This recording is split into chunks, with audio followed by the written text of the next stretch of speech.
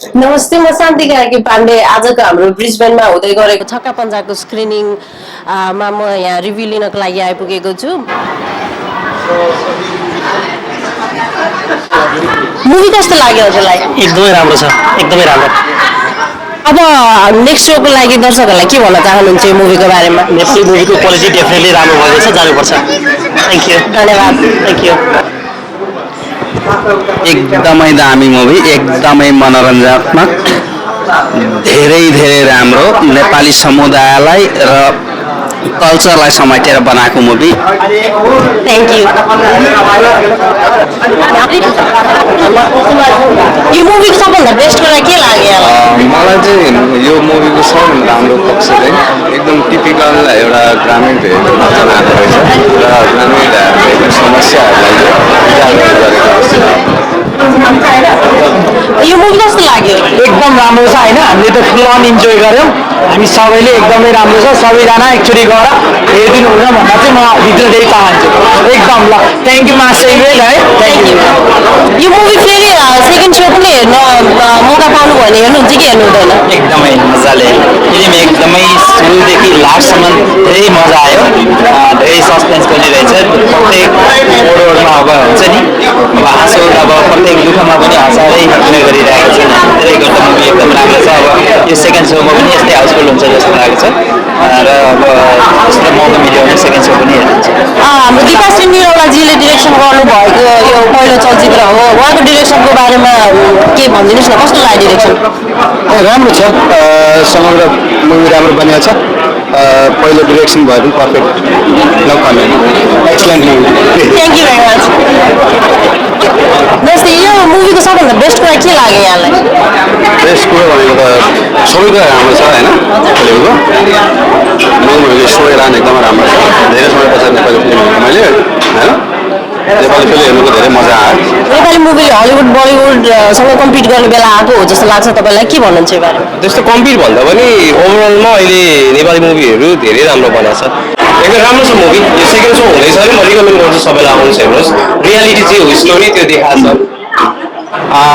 Was good movie, राम्रो थियो। अब फुल टाइम बोर नभइकन र कस्तो थियो भन्दाखेरि अब हँसाउने सँगसँगै त्यसले समाजमा अलिक जल्दो बल्दो समस्यालाई चाहिँ अलिकति मेसेजको रूपमा चाहिँ ल्याएको रहेछ, राम्रो लाग्यो। हजुरले लास्ट टाइम हेर्नुभएको मुभी र यो मुभीमा कतिको डिफ्रेन्स, कतिको इम्प्रुभमेन्ट पाउनुभयो? यसको चाहिँ सम्पूर्ण उसमा जस्तै टेक्निकल्ली हेर्दाखेरि पनि क्यामेरा मुभमेन्टहरू अनि त्यसपछि साउन्ड स्क्रिप्टहरू एकदम चाहिँ सर्ट स्टाइलले तर प्रेजेन्ट गर्ने तरिकाहरू चाहिँ राम्रो थियो।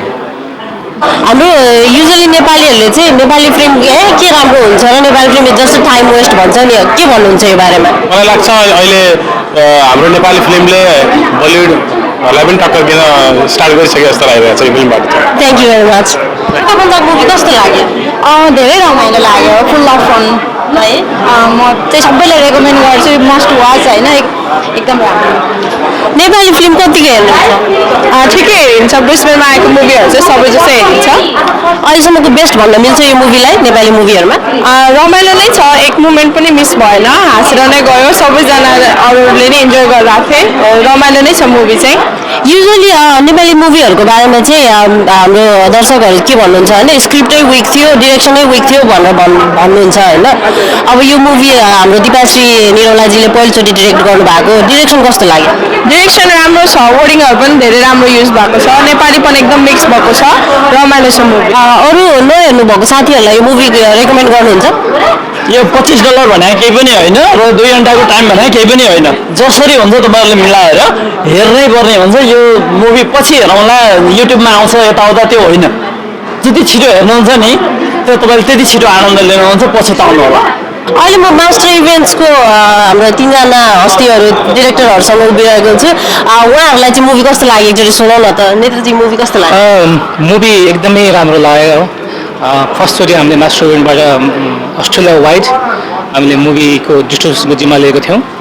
प्रत्येक स्टेटहरूमा हामीले मुभीहरू वितरण गऱ्यौँ र प्रत्येक स्टेटबाट यति राम्रो पोजिटिभ फिडब्याकहरू आयो कि हाम्रो टिम एकदमै खुसी छौँ। र आज जुन एक्सपेक्टेसनबाट हामी ब्रिस्बेनमा यो मुभीको पहिलो सो गराएको थियौँ र यति खचाखच दर्शकहरू देखियो कि हामी एकदमै एक्साइटेड छौँ प्लस अब मुभी हेर्दा हेर्दै मुभी हेर्दा बिचबिचमा हाम्रो दर्शकहरू रमाउने ताली पिट्ने सिटी बजाउने एक किसिमको हामी अस्ट्रेलियामा बसेर मुभी हेर्दा पनि हामी आफ्नो देश नेपालमा बसेर सिनेमा हलमा हेरेर जस्तो आनन्दानुभूतिको महसुस गर्न पाइयो एकदमै खुसी छौँ हाम्रो सम्पूर्ण हाम्रो स्पोन्सरहरू एक्सपर्ट इभेन्ट पार्टनरमा expert education and visa service gold स्पोन्सरमा फाइनेन्स कन्सेप्ट सिल्भर स्पोन्सरमा nova education and migration service plus हाम्रो कर्पोरेट सपोर्टमा तारा कन्सल्टेन्सी र हाम्रो सपोर्टर्सहरूमा ब्रिस्बेन नेपालिज प्रो क्लब एकोटा क्रिएसन फोटोग्राफी अनि गोल्डन टाइम्स प्रोडक्सन हाउस र मुस्ताङ क्रिकेट क्लबका सम्पूर्ण हाम्रा सपोर्टर्स र हाम्रो स्पोन्सरहरूलाई हामी मास्टर रिभ्यूको तर्फबाट धेरै धेरै धन्यवाद दिन चाहन्छौँ दिपेन्द्रजी हाम्रो नेपाली फिल्म इन्डस्ट्रीको काम पक्कै पनि इम्प्रुभ भएको देखियो सुनियो होइन यो नेपाली फिल्मको बिग यो इम्प्रुभमेन्टलाई कसरी डिस्क्राइब गर्नुहुन्छ के भन्न चाहनुहुन्छ नेपाली मुभीले नेपाली जुन चलचित्र क्षेत्रले चाहिँ एउटा फड्को मारेको छ जुन नयाँ धारको किसिमको तपाईँको चाहिँ मुभीहरू बन्ने क्रम जारी छ त्यसको एउटा चाहिँ ज्वलन्त उदाहरण चाहिँ छक्का पन्जा हो सम्पूर्ण दर्शक महानुभावहरू हाम्रै मास्टर इभेन्ट भनेर माया गर्ने दर्शक महानुभावहरू आइदिनु भएको छ त्यसको लागि चाहिँ म एकदम भित्री मनदेखि हार्दिक नमन गर्न चाहन्छु धन्यवाद थ्याङ्क यू निरञ्जन दाइ यो हाम्रो नेपाली दर्शकहरू जसले चाहिँ नेपाली मुभी हेर्नु भनेको waste of time and waste of money भनेर भन्नुहुन्छ नि उहाँहरूको लागि के भन्नुहुन्छ अनि त्यस्तो भन्नलाई त म अब धिक्कारै होस् भन्छु है अब एकदम उत्साहित छौँ हामी एकदम धन्यवाद दिन्छौँ सबैलाई अब दिपक दाईको टिमदेखि लिएर हाइलाइट्स नेपालदेखि लिएर यहाँका हाम्रा सम्पूर्ण